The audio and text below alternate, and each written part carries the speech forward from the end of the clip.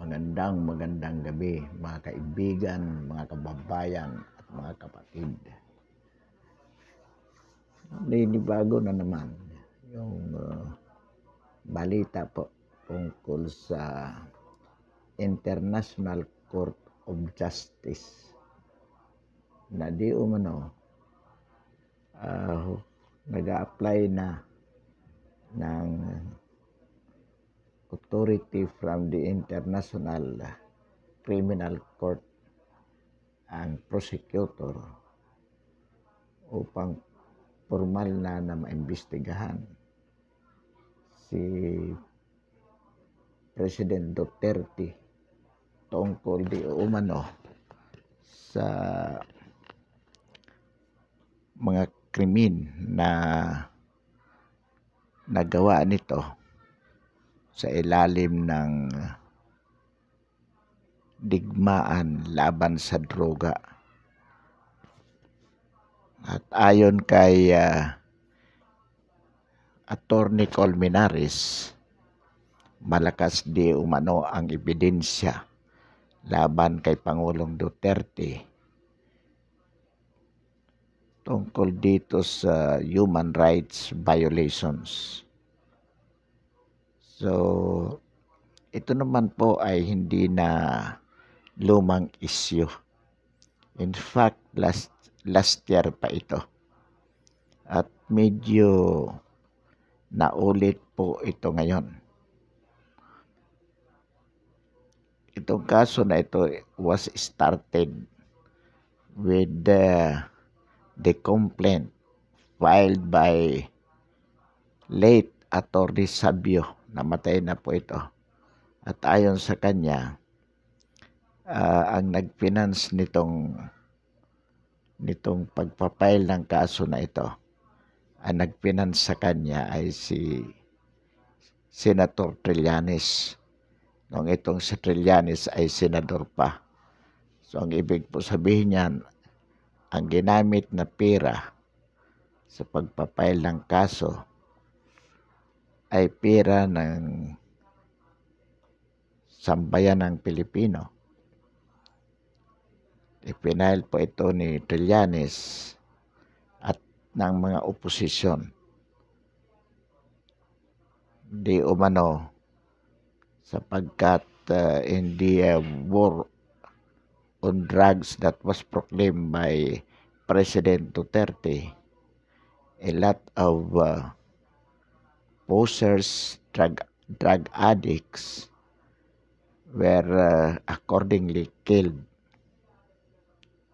So, they filed a human rights case by a human rights violation case before the International Criminal Court.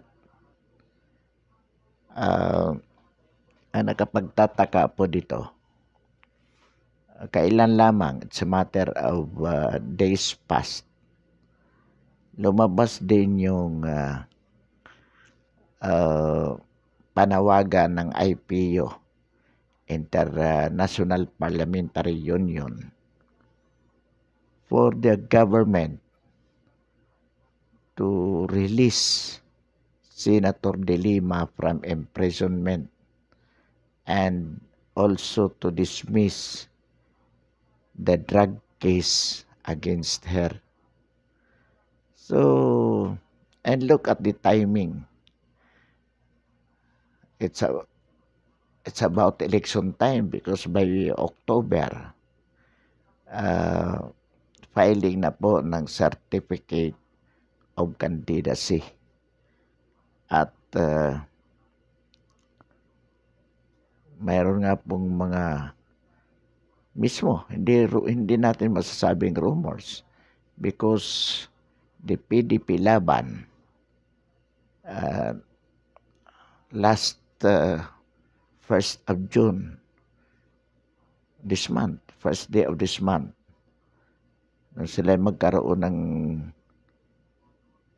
General Assembly sa Cebu, the PDP laban, being the party of the President, passed a resolution urging the president to run for the vice president and also for him to choose who would be his running mate as presidentiable. So, ang ibig po sabihin, all these things taken together, talaga pong it can easily be concluded that this International Criminal Court investigation against the president appears to be politically motivated. At any rate, the people who filed it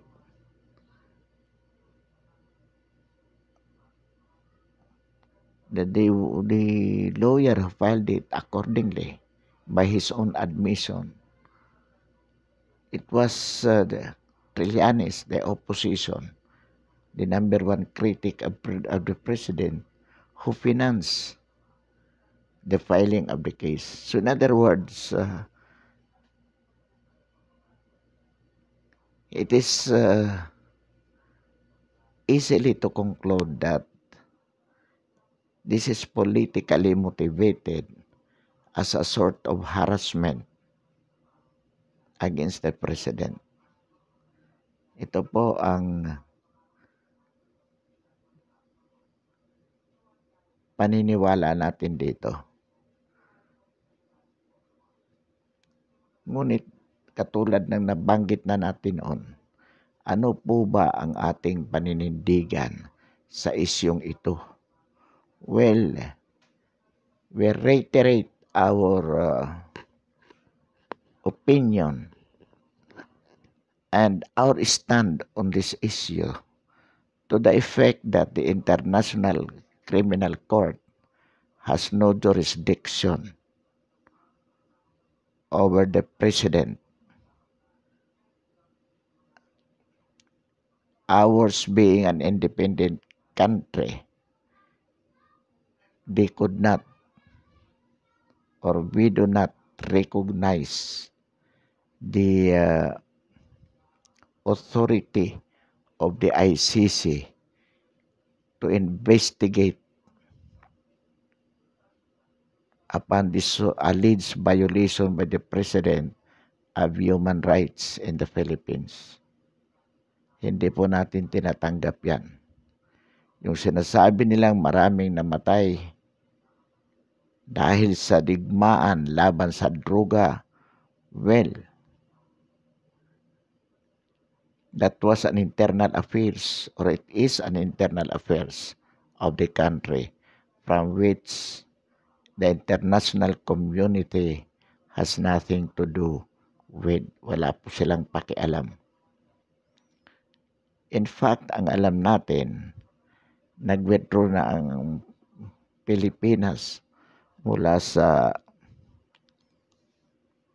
pagiging membro ng International Criminal Court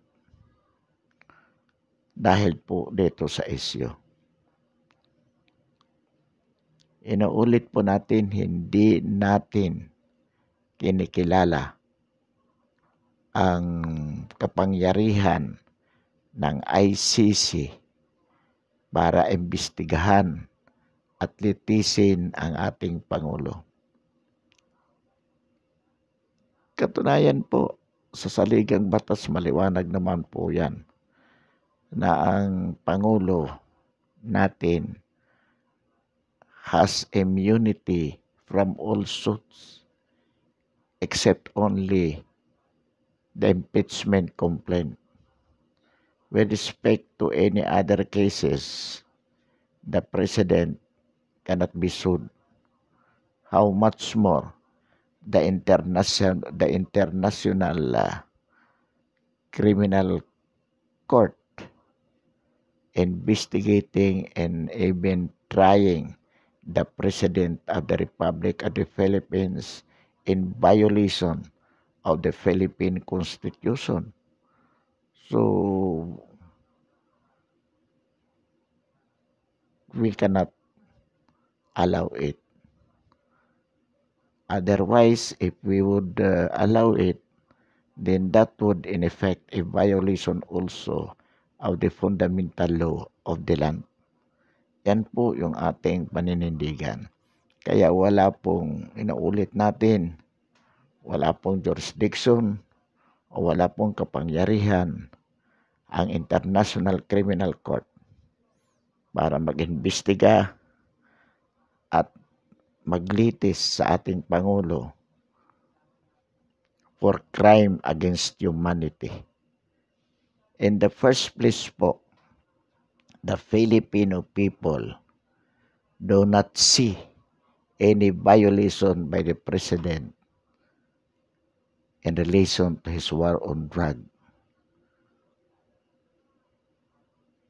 Any violation of human rights. Wala po. Walang paglabag sa karapatang pantao. Kung may namatay man doon, proseso po yun. And without admitting na mayroong ng mga napatay. Sa gera, hindi maiwasan talaga na may namamatay. So yung mga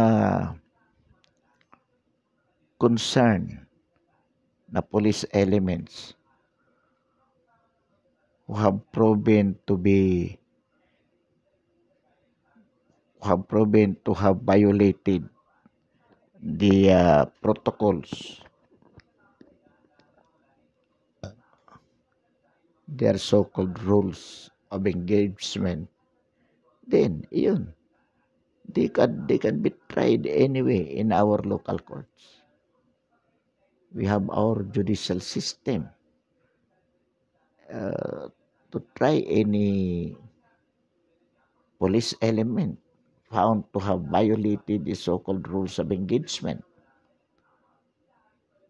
So, in other words, justice can be served against the alleged victims of human rights within our judicial system. Mayroon po tayo at hindi po yan pinagtatakpan. The President does not interfere the judicial process. So what would be the business of the international community just because of the complaint filed by the opposition? Yun po ba ang basihan? Pero mas may nakikita po tayong malalim na dahilan dito. At ito po yung American intervention of our internal affairs.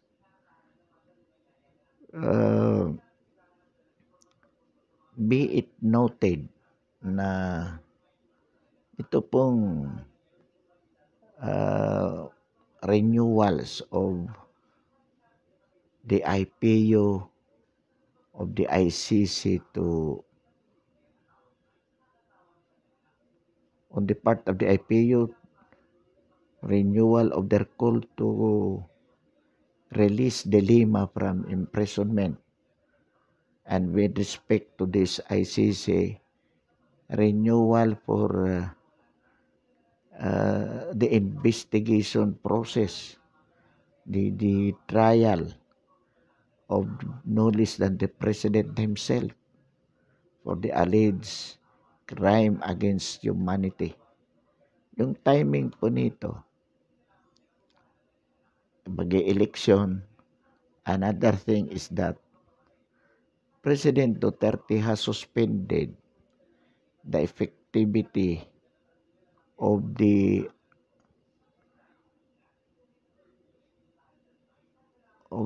armed forces visiting agreement between the Philippines and the United States. According to the news, it was suspended for another 6 months. At ang demand ng Pangulo dito, kung maririnig nyo, ay magbayad ang Amerika, the USA, to pay for the use of our territory for purposes of training of this visiting armed forces visiting agreement. So,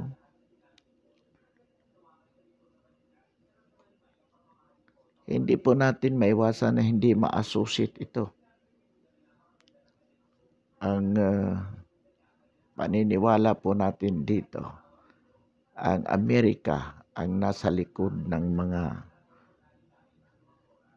panawagan na ito na i-release si De Lima mula sa pagkabilanggo at i-dismiss ang kanyang kaso, and at the same time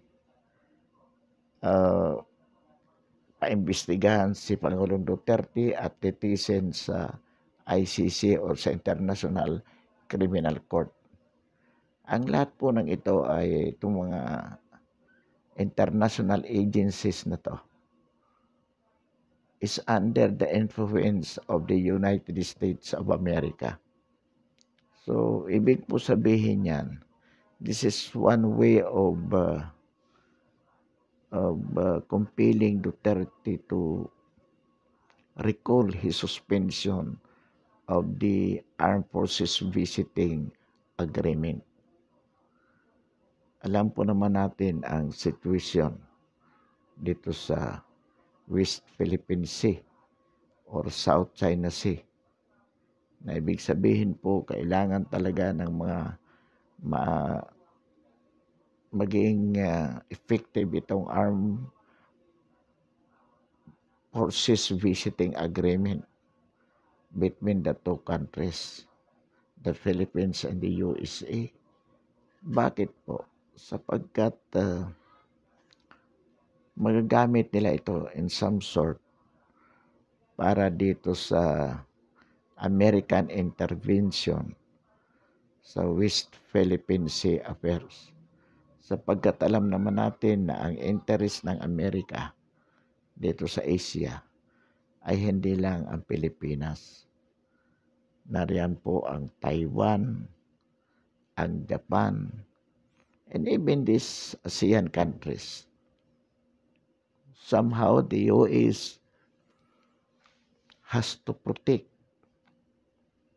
has to provide security for this country against the aggressive China, particularly Taiwan, as the Chinese or China's number one target. So, on behalf of the US, they need badly the resumption of the Armed Forces Visiting Agreement in terms of its effectivity, so that anytime it could be abused for the USA. Napakadali nilang mag-deploy ng forces upang maprotektahan ang West Philippine Sea or South China Sea in general, para maproteksyonan ang Taiwan, Japan, even tong Malaysia at Indonesia, and somehow the Philippines also. Pero ang Pilipinas, with the policy of President Duterte, does not see it a necessity, itong effectivity of Armed Forces Visiting Agreement. Bakit po? Because President Duterte adopts a friendly policy with China, so that Chinese invasion of the Philippines is somewhat a remote possibility. So the Republic of the Philippines, through the through the incumbent president, naghihinay-hinay dito sa pagkakaroon ng American intervention dito sa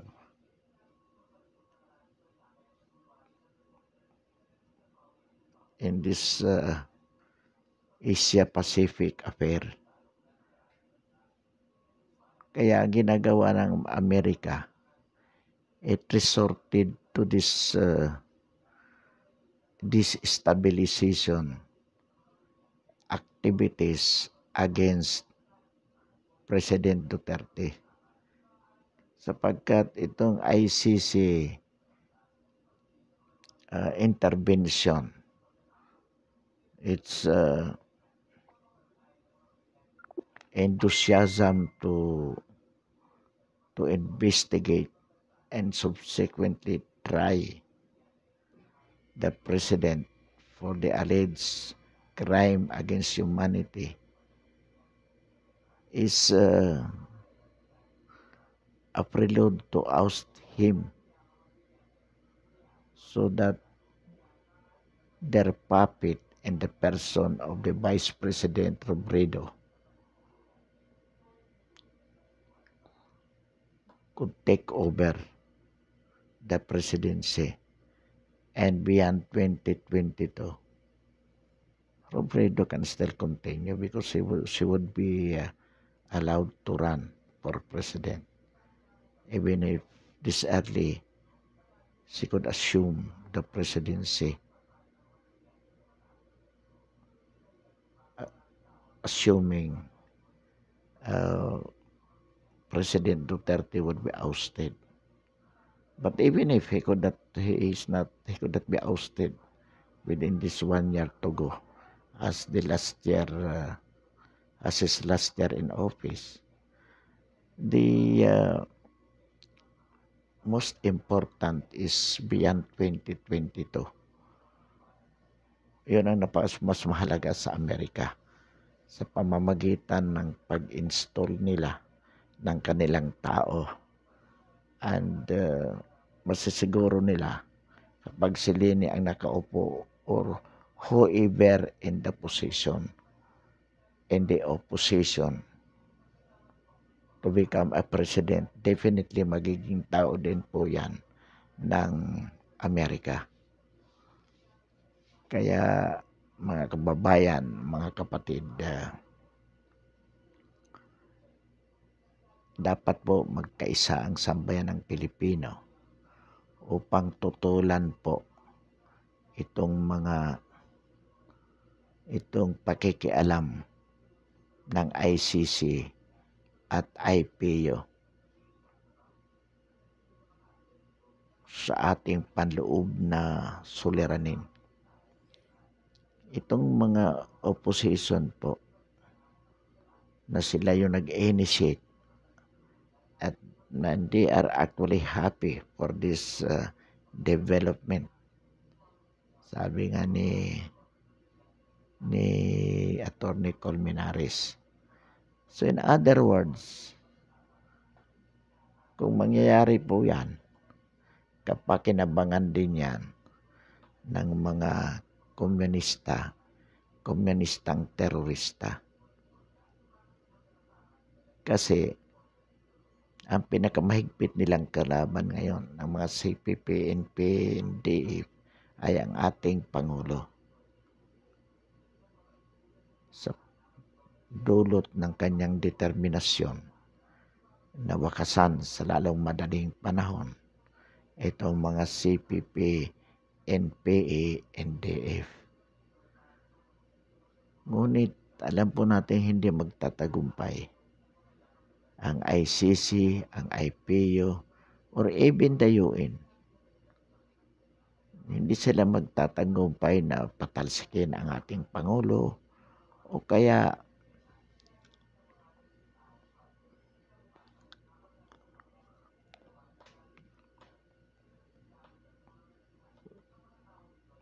makapaghalal sila ng kanilang tuta sa darating na 2022 presidential election.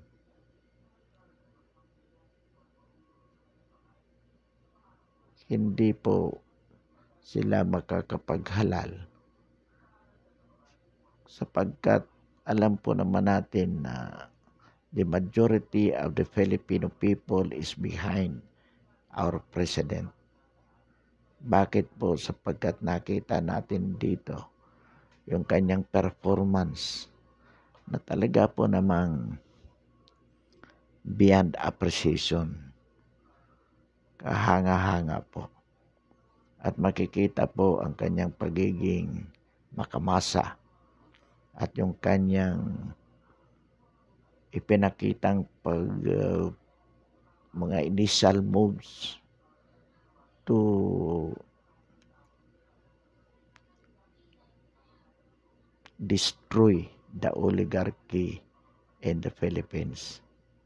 Sapagkat habang naririyan ang oligarkiya sa lipunang Pilipino, wala pong matatamong kaunlaran para sa sambayanan. Sapagkat ang umuunlad lamang sa isang lipunan o sa isang bansa na kontrolado ng mga ng oligarkiya, ang umuunlad lamang po dyan ay yung iilan na mayayaman na bumubuo ng oligarkiya at lalong yumayaman.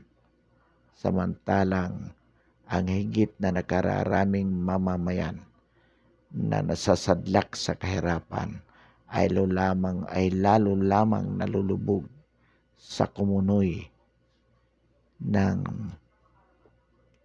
kahirapan. Kaya isa din po to sa mga dahilan kung bakit itong mayayaman na bumubuo ng oligarkiya ay talagang ginagamit ang lahat ng kanilang mga resources upang mapatalsik ang ating Pangulo. At kung hindi man mapatalsik ngayon, masigurado nila na wala nang uupo pa na Pangulo na magpapatuloy sa lahat ng bagay na sinimulan ni Pangulong Rodrigo Roa Duterte. Ito po ang interes ng mga oposisyon at maging ng United States of America. Sapagkat tama pong ang Pangulo dyan na isa sa mga kondisyon para ituloy ang BFA, Visiting Forces Agreement, is for the US to explain why it did allow China to take possession of the West Philippine Sea. Bakit po? Sapagkat ang nag-broker po para mag-withdraw ang Philippine Armed Forces dyan sa Scarborough Shoal ay ang US, na kung saan sinabi nito di umano na para maibsan ang tensyon sa West Philippine Sea, kailangan sabay na mag-withdraw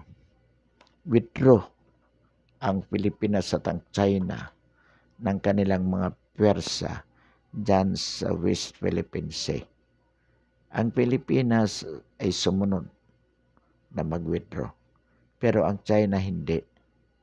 Ngunit walang ginawang aksyon ang Amerika. Gayong ito ang nag-broker na ang sabi, sabay na alis ang dalawang pwersa o armed forces sa nasabing area. Ngunit nang mag-pull out tayo, ang China hindi nag-pull out and the US did not do anything about it.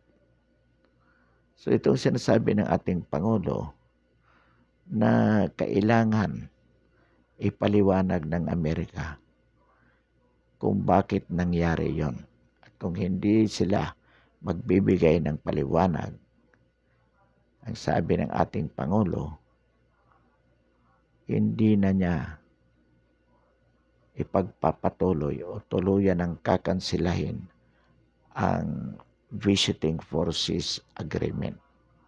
Pansamantala po, wakasan natin ang talakayan natin ngayong gabi. At bilang suporta, inaanyayahan po natin na isubscribe ang ating YouTube channel, ang ating paninindigan sa napapanahong isyu ng lipunan. Marami pong salamat at muli magandang gabi.